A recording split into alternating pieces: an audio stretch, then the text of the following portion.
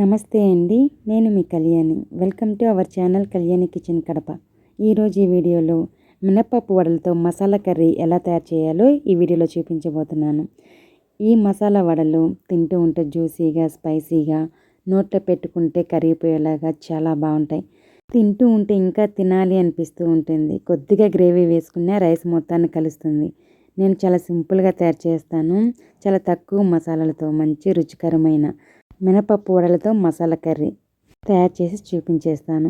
మినపప్పు వడల మసాలా కర్రీ రైస్లోకే కాకుండా side dish కూడా చాలా బాగుంటాయి. పప్పుచారు, కర్డ్ రైస్కి అయితే ఇంకా చెప్పక్కర్లేదు. తింటూ ఉంటే అలా వెళ్ళిపోతూ ఉంటాయి. మరి నేను ఎలా తయారు చేస్తానో సింపుల్గా చూపించేస్తాను, చూసేయండి. స్కిప్ చేయకుండా చూడండి. అలాగే లైక్ చేసి సబ్స్క్రైబ్ చేయండి. వీడియో అయితే హైప్ కూడా ఇవ్వండి. ఇక్కడ నేను 100 గ్రామ్స్ మినపప్పుని తీసుకున్నాను. గుండు మినపప్పు పొట్టు లేనిది తీసుకున్నాను. ఇక్కడ నేను ఒక ఫ్యామిలీకి సరిపడా అయితే తయారు చేసి చూపించేస్తున్నాను. మీకు ఇంకా ఎక్కువ క్వాంటిటీలో కావాలంటే ఈ టైంలోనే మినపప్పు ఎంత కావాలో ఒక బౌల్లో వేసి నానబెట్టుకోండి. నేను ఇక్కడ మినపప్పుని ఒక బౌల్లో వేసి శుభ్రంగా కడిగి నానబెట్టుకుంటున్నాను. ఒక 4 నుండి 5 గంటలు నానితే సరిపోతుంది. ఈ గుండు మినపప్పు ప్లేస్లో మీరు మినప బేడలు కూడా తీసుకోవచ్చు. ఇక్కడ మినపప్పు అయితే నానిపోయింది, చూపిస్తున్నాను చూడండి. మినపప్పు ఎంత బాగా నానితే అంత బాగా ఒదుగుస్తుంది. అలాగే వడ కూడా ఫ్లఫీగా చాలా బాగా వస్తాయి. నానిన ఈ మినపప్పు మొత్తం ఒక మిక్సీ జార్లో వేసుకోవాలి. కొద్దిగా నీళ్ళు వేసుకొని వడల కన్సిస్టెన్సీ వచ్చేలాగా గ్రైండ్ చేసుకోండి.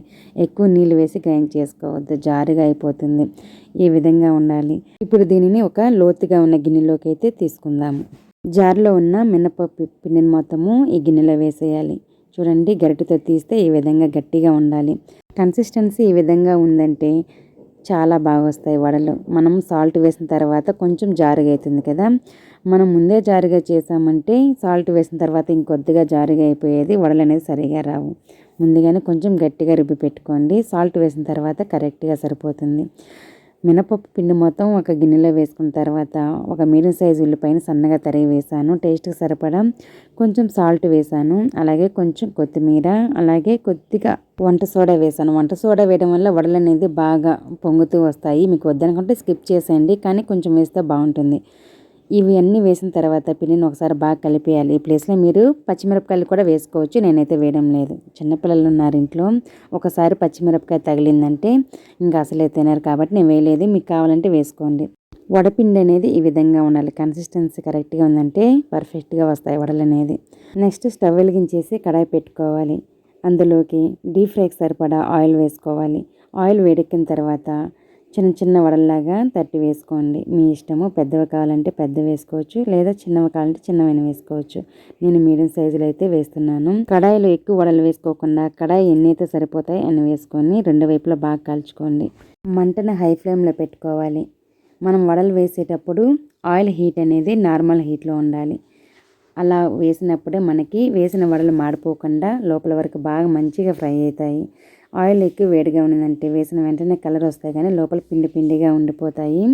అలా కాకుండా నార్మల్ హీట్లో ఉన్నప్పుడు వడలు వేసుకొని ఈ విధంగా మంచి గోల్డెన్ బ్రౌన్ కలర్ వచ్చేలాగా ఫ్రై చేసుకొని ఒక ప్లేట్లో తీసుకోండి. నేను ఇదే విధంగా వడలు మొత్తము తయారు చేసుకొని ఒక ప్లేట్లో పెట్టుకున్నాను.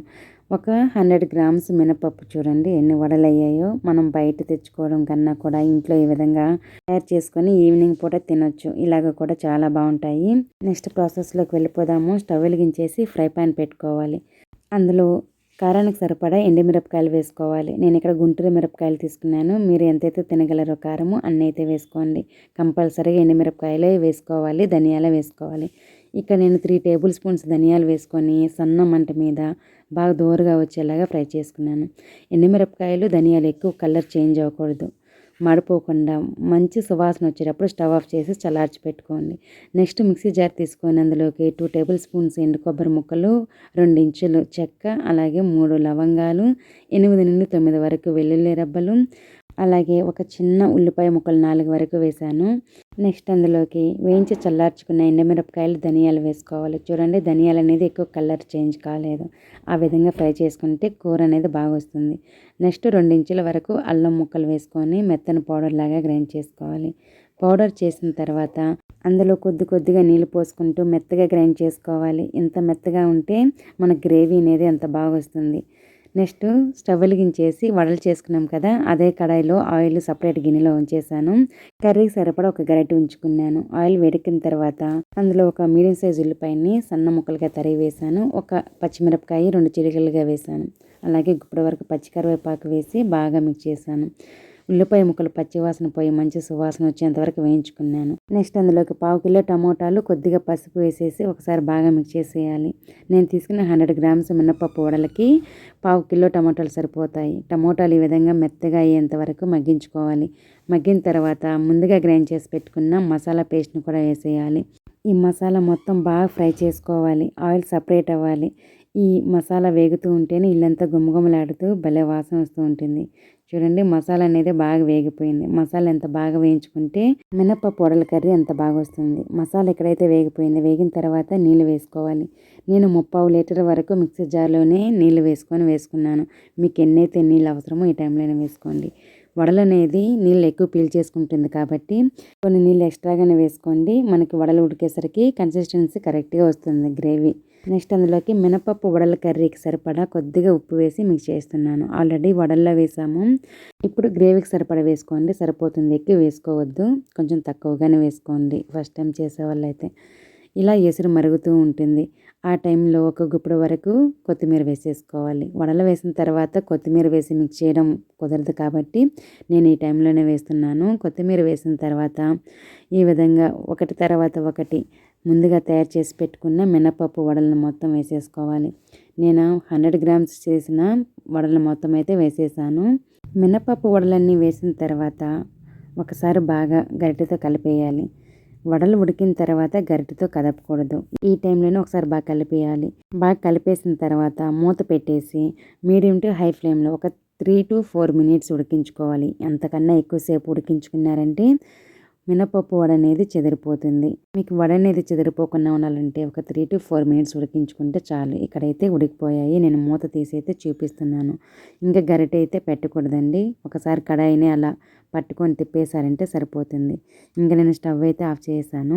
అంతే అండి, చాలా ఈజీగా టేస్టీగా తయారు చేసుకునే మినపప్పు మసాలా కర్రీ అయితే రెడీ అయిపోయింది. తింటూ ఉంటే ఇంకా తినాలి అనిపిస్తూ ఉంటుంది. మీరు నమ్మరు కానీ నోట్లో పెట్టుకుంటే కరిగిపోతూ ఉంటుంది. అంతలా బాగుంటాయి ఈ వడలు అనేది. గ్రేవీ కూడా చాలా బాగుంటుంది రైస్లోకి. ఈ రెసిపీ నచ్చిందా? నచ్చితే మీరు కూడా మీ ఇంట్లో తప్పకుండా ఒకసారి ట్రై చేయండి. మరో మంచి వీడియోతో వస్తాను. Thanks for watching. బాయ్.